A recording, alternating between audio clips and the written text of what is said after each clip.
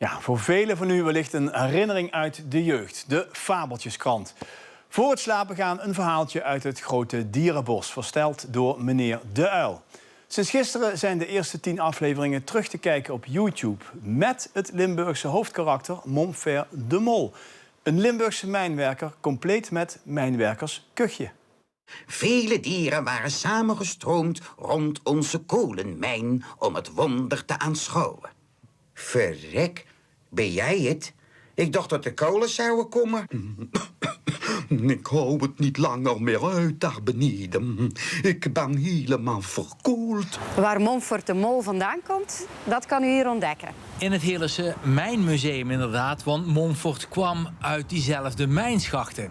75 jaar lang domineerden de mijnen de Limburgse samenleving. Op het toppunt van de mijnbouw werkten er in Limburg 58.000 mijnwerkers. Dus dat is een enorm aantal. Dus het is niet gek dat een personage zijn weg vindt, ook in de nationale kinderreeks. Nou, zo te zien kennen we er weer een tijdje tegen. Ja, vooruit je kolen voor minstens een maand warmte, schat ik zo. Lekkere knusse warmte. Er komt wel een vraagje aan. Monfort de Mol had natuurlijk ook een bekend kuchje. En daarmee komt er ook aandacht voor een van de meest dramatische erfenissen van het Limburgse mijnverleden. Een heel belangrijke en hele pijnlijke zaak daarbij zijn de stoflongen. We presenteren hier een long die is aangetast door die stoflongen, de silicose of ook het kolenstof.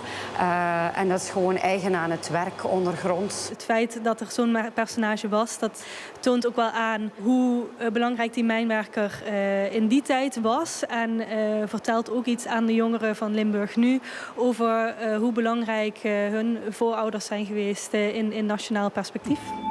Slaap lekker.